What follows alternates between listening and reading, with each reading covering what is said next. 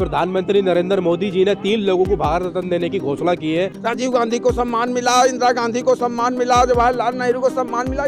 नाथूराम गोडसे को दे देना चाहिए। भारतीय जनता पार्टी समझ जो सम्मान की योग्य है उनको सम्मान कर रही है, उनको सम्मान देना चाहिए। और सावरकर को दे देना चाहिए। चुनाव को लेकर के ये रत्न दिए जा रहे हैं, ऐसा कुछ नहीं है कि मनीष कश्यप को बिहार रत्न दे देना चाहिए। लाखों लोग भारत रत्न के हकदार थे जिनको पिछली सरकारों ने नहीं दिया। मुझे लगता है जिस हिसाब से बट रहा है, कुछ दिन मार्केट में आ जाएगा, हम लोग खरीद लेंगे। नमस्कार दोस्तों, आज प्रधानमंत्री नरेंद्र मोदी जी ने 3 लोगों को भारत रत्न देने की घोषणा की है, जिसके अंदर पूर्व प्रधानमंत्री चौधरी चरण सिंह, पूर्व प्रधानमंत्री पीवी नरसिम्हा राव और स्वामीनाथन रिपोर्ट का आपने बहुत जिक्र सुना होगा। उन स्वामीनाथन जी को भी भारत रत्न सरकार ने दे दिया है। इसी को लेकर मैं लखनऊ के अंदर हाजिर हुआ हूँ। लोगों से जानने की कोशिश करते हैं कि चुनावी साल में आखिरकार इतने भारत रत्न क्यों दिए जा रहे हैं। चाचा, जिस तरीके से आज 3 लोगों को भारत रत्न सरकार ने दिया है, तो क्या कहेंगे? चौधरी चरण सिंह को तो भारत रत्न देने की बहुत दिनों से मांग थी, लेकिन आज सोने पर सुहागा सरकार ने 2 लोगों को भी और भारत रत्न दे दिया है। पीवी नरसिम्हा राव जो कांग्रेस के बड़े नेता थे, पूर्व प्रधानमंत्री देश के हैं, और जो स्वामीनाथन रिपोर्ट जिसका हम लोग जिक्र करते हैं किसानों की आय दुगनी करने के लिए, उनको भी सरकार ने भारत रत्न देने की घोषणा की है। तो क्या लगता है, चुनावी स्टैंड है या लोगों को सम्मान था जो अभी लोगों को मिल नहीं पाया था, उनको सरकार ने दिया है? नहीं, ये भारतीय जनता पार्टी लोगों को सम्मान जिनको बहुत पहले मिल जाना चाहिए, माननीय चौधरी चरण सिंह जी को बहुत पहले मिल जाना चाहिए। पीवी नरसिम्हा राव कांग्रेस सरकार में इन लोगों ने देश के लिए काम किया, जो देश के लिए अभी पहले से क्या होता था कि जीवित लोगों को वो सम्मान देते थे। राजीव गांधी को सम्मान मिला, इंदिरा गांधी को सम्मान मिला, जवाहरलाल नेहरू को सम्मान मिला। इनको क्यों सम्मान? ये सम्मान भारतीय जनता पार्टी सबका साथ सबका विश्वास के आधार पर जो वंचित थे, जिनको जो सम्मान के वाकई में लायक थे, जिनको देना चाहिए। कर्पूरी ठाकुर जी को क्यों नहीं दिया गया आज तक? कर्पूरी ठाकुर आज थे जिनको भारतीय जनता पार्टी समझ जो सम्मान की योग्य है उनको सम्मान कर रही है, उनको सम्मान देना चाहिए। और लोगों को भी दे। अबे बहुत से लोग हैं जिनको वंचित रखा गया इस सम्मान से। हमारे देश के ऐसे ऐसे पुरोधा लोग रहे हैं जो कि उत्कृष्ट अपने अपने क्षेत्र में कार्य किए। कैसे देखते हैं आप इस भारत रत्न को देने के सरकार के इस फैसले को कैसे देखते हैं? नहीं, ये आप चुनाव को लेकर के जो लोग उठा रहे हैं कि चुनाव को लेकर के ये रत्न दिए जा रहे हैं, ऐसा कुछ नहीं है।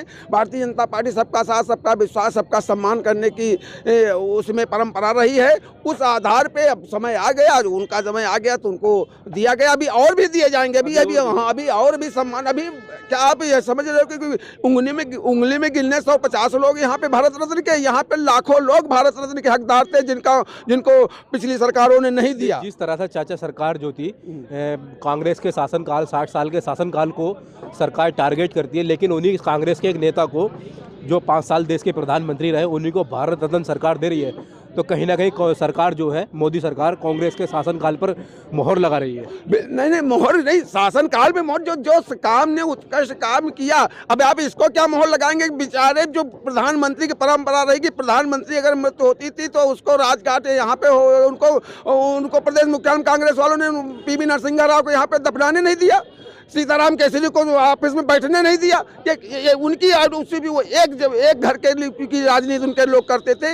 इसलिए अगर सम्मान पीवी नरसिम्हा राव जी ने देश के लिए काम किया, सम्मान करना चाहिए। देश का हर नागरिक जो चाहे, जब पार्टी से नहीं लेना देना, यहाँ सबका साथ सबका विश्वास सबके विकास के आधार, चाहे जिस पार्टी का हो, अगर व्यक्ति ने समाज में उत्कृष्ट कुछ कार्य किया है, समाज को जगाने का कार्य किया है, तो उसको सम्मान देना चाहिए और दे रही सरकार। क्या सरकार डॉक्टर मनमोहन सिंह को भारत रत्न देने की घोषणा कर सकती है? तो हो सकता है। अब ये तो देखो, अब चूंकि हम सम्मानों की उसकी विषय में देखो आप ज़्यादा जानते हैं किस तरह दिया जाए, लेकिन जो जानते हैं, अगर मनमोहन सिंह जी भी रहे और देना चाहिए। लेकिन कुछ उनका कार्यकाल विवादित रहा होगा, लेकिन कुल सबसे ज़्यादा कार्यकाल विवादित तो डॉक्टर वो पीवी नरसिम्हा राव जी का था, जिनके शासनकाल में भारत की आर्थिक स्थिति बहुत खराब थी। लेकिन उन्होंने इस बात का क्रेडिट उन्हीं को जाता है, डॉक्टर मनमोहन सिंह को वित्त मंत्री उन्होंने बनाया था और देश के आर्थिक सुधारों के अंदर प्रगति आई थी हमारे। तो कहीं ना कहीं डॉक्टर मनमोहन सिंह भी उन्हीं के मंत्री थे। हाँ, तो मंत्री थे, प्रधानमंत्री। डॉक्टर मनमोहन सिंह देश के प्रधानमंत्री 10 साल रहे। ऐसा उनको मंत्री पद से न कहा जाए, वो देश के प्रधानमंत्री रहे। ठीक रहे, किसके इशारे पे चलते थे, कैसे करते थे, क्या मजबूरी रही। और देश के हमारे बहुत बड़े अर्थशास्त्री रहे और बहुत ही अच्छे योग्य नेता हैं, और उनका हम सम्मान करते हैं। और भारतीय जनता पार्टी भी जितने भी योग्य लोग देश के हैं, चाहे जिस पार्टी में हो, ऐसा कुछ थोड़ी हम यहाँ कोई जाति और संप्रदायवाद हो लेकर के नहीं। जो भी जिसने देश के प्रगति में कुछ भी कार्य किया है तो उसको सम्मान मिलना चाहिए। चाहिए और वो बहुत बढ़िया काम हो रहा है। जिस तरह से किसानों के नेता चौधरी चरण सिंह जी थे, जो किसानों के लिए संघर्ष करते थे, संघर्ष करते करते देश के प्रधानमंत्री बने और देश के किसानों के लिए उन्होंने काम भी किया था। और इसी तरह से देश के अंदर एक कमेटी गठित की गई थी, स्वामीनाथन कमेटी, जो किसानों की आय दुगनी करने के लिए, जो किसानों को मूलभूत उनकी रकम है उसको मिल देने के लिए कमेटी बनाई गई देश के अंदर। लेकिन आज पता नहीं किन कारणवशों से आज भी भारत के किसानों की आर्थिक स्थिति सुधरी नहीं है, वो स्वामीनाथन रिपोर्ट लागू नहीं हो पाई है। जी, मोदी सरकार को भी 10 साल हो गए। मोदी सरकार उनको भारत रत्न देकर सम्मान तो करती है, क्या उनकी जो लगाई हुई सिफारिश थी, जो उन्होंने स्वामीनाथन कमेटी बनाई थी, क्या सरकार चुनाव से पहले स्वामीनाथन कमेटी को भी लागू कर सकती है? देखिए, सरकार का एक काम बहुत बड़ा, चूंकि देश है, आप समझ रहे 144 करोड़ का देश है और सारी समस्या, बहुत सी समस्याएं हैं। और स्वामीनाथन आयोग जो बना था उसने सही रिपोर्ट दी थी, उसकी जांच कैसे रोकी गई उस पर जांच होगी और स्वामीनाथन जी की जो रिपोर्ट उसको लागू होना चाहिए। हम ये नहीं चाहते उस पर, लेकिन उस पर फिर विचार मानते हैं किसानों की आय दुगनी होनी चाहिए। बिल्कुल बिल्कुल, किसानों को दुगनी नहीं 3 गुनी होनी चाहिए। मैं जानता हूँ किसानों के आय 3, चूंकि इस देश का सबसे ज्यादा जो इसका भगवान है सिर्फ किसान ही है। किसान, नौजवान ही भगवान, और किसान से ही पूरे देश की, चूंकि एक कृषि प्रधान भारत के एक कृषि प्रधान देश है, इसको कृषि प्रधान देश कहा गया, औद्योगिक देश नहीं कहा गया, इसको कृषि प्रधान देश कहा गया। किसान ही इस देश की रीढ़ है, किसान ही इस देश को चला रहा, किसान ही इस देश को आगे को ले जाने का, और वही सबसे ज़्यादा प्रताड़ित रहा इन सरकारों में। अब रही बात 10 साल की सरकारों की बात आती है तो धीरे धीरे उनका सुधार हो रहा है। इसीलिए भारतीय जनता पार्टी के किसान क्या, किसान गरीब है, इसीलिए कहते हैं हमारे प्रधानमंत्री की गरीब अमीर, गरीब यहाँ जातियाँ और नहीं, सिर्फ गरीब अमीर की जातियाँ हैं। इसलिए गरीबों को सारी योजनाएं जो भारतीय जनता पार्टी की हैं सब गरीबों के लिए हैं, गरीबों के हित में ही भारतीय जनता पार्टी काम करेगी। कोई भी कितना भी इसका विरोध करता रहे, पूंजीपतियों के दबाव में काम नहीं करेगी, जो उद्योगपतियों के दबाव में काम नहीं करेगी। सिर्फ गरीबों का कैसे सर्वांगीण विकास हो, इसी पे भारतीय जनता पार्टी की सारी राजनीति केंद्रित है, इसी आधार पे वो काम कर रही है। वो किसी के पक्ष विपक्ष में नहीं। हाँ, कुछ निर्णय होते हैं कुछ समय के लिए लोगों को खराब लगेंगे, लेकिन जब उनका प्रभाव आएगा तब देखेंगे, तब वो उसको मानेंगे। ऐसा नहीं, समझ गो। हमसे बातचीत करने के लिए आपका धन्यवाद। तो दोस्तों, हमने भारत रत्न देने के ऊपर चर्चा की चाचा से कि क्या ये भारत रत्न देना सरकार का एक चुनावी फैसला हो सकता है। तो उनका मानना ये है कि चुनावी भारत रत्न देना चुनावी फैसला नहीं है, वो ये लोग सम्मान के अधिकार थे, जो उन सम्मान के इनका सम्मान मिलना इनको अधिकार था इनका, तो जो अभी तक नहीं मिल पाया, लेकिन उनका अधिकार उनको मिल गया है। अब देखना होगा कि इसका चुनावी फायदा हो पाता है नहीं हो पाता है भारतीय जनता पार्टी को।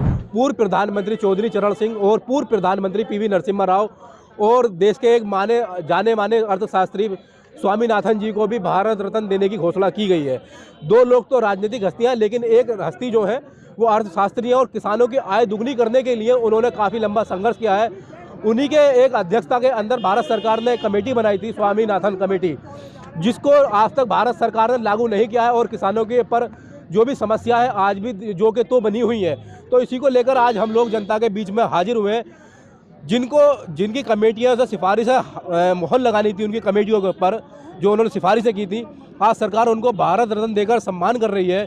क्या लगता है, जो उनके काम थे उनको तो भुला रही है और जो उनके लिए सम्मान था वो दे रही है? देखिए, 3 लोगों को भारत रत्न मिला। एक अजीत सिंह जी के पिताजी को, देश के पूर्व प्रधानमंत्री चरण सिंह को भारत रत्न इसलिए मिला कि वो विचारों को परिवर्तन कर रहे हैं। अब उनके पोते जयंत चौधरी जी को अपने पाले में लाने के लिए भारत रत्न मिला।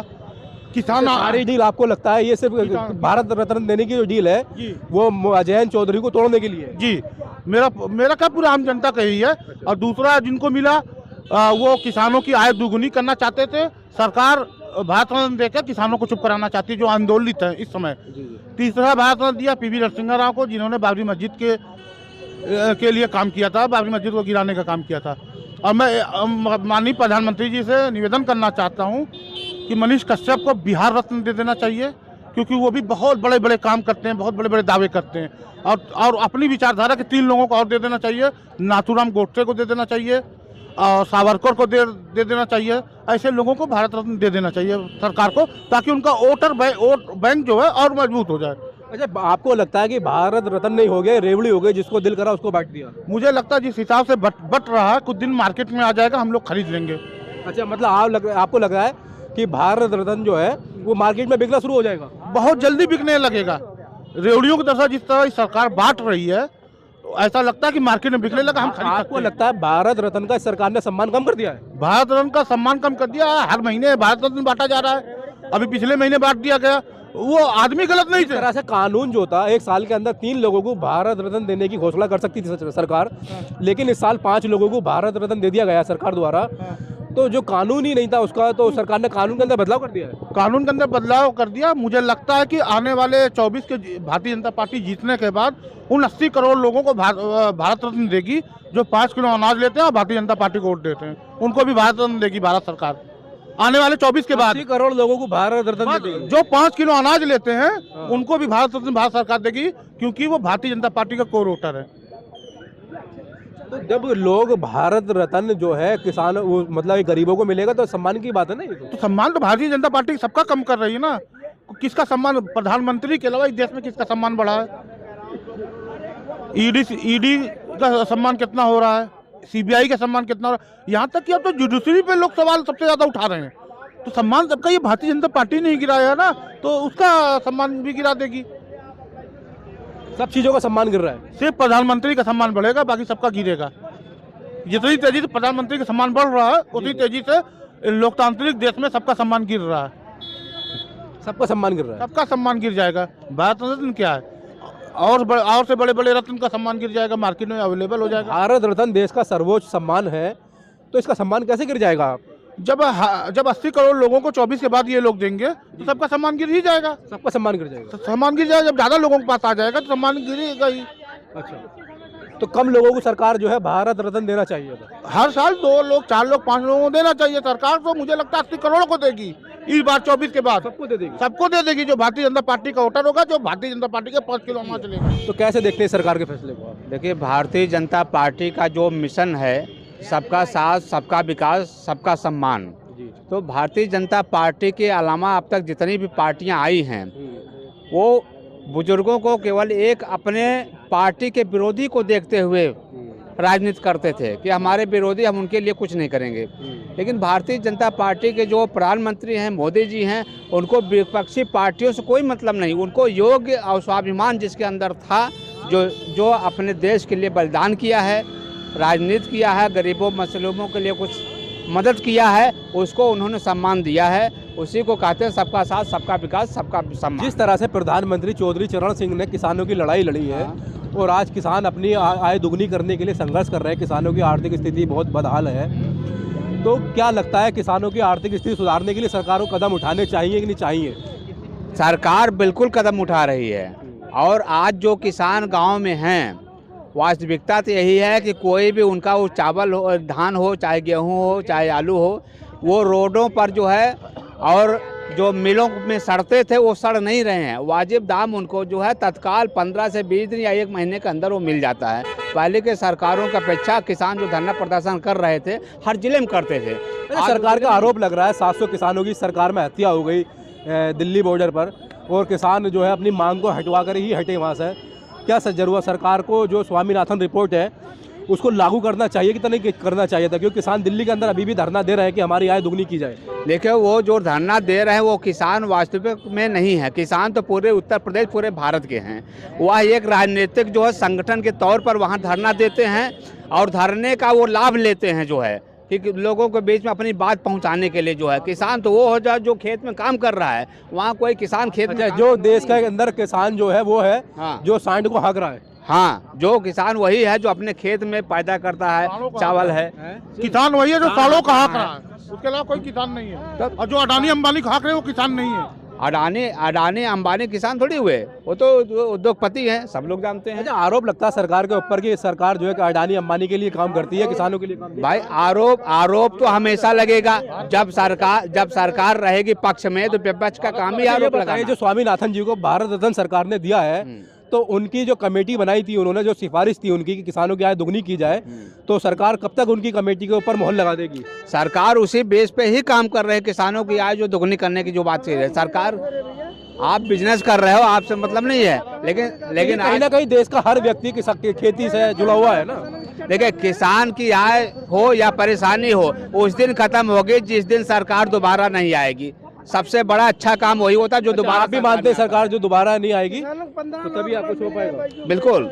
सरकार जो है, सरकार अगर 2 बार आई है तो बहुत अच्छा काम मोदी जी ने किया होगा, तीसरे बार और अच्छी सरकार आ रही तो और अच्छा काम किया होगा। कांग्रेस की विपक्ष क्यों नहीं आ जाता? कांग्रेस की सरकार 60 साल रही तो फिर उन्होंने भी कुछ अच्छा काम किया होगा? कोई नहीं किया अच्छा फिर काम। उनकी सरकार कैसे आ गई? उनकी सरकार गठबंधन में चलती थी।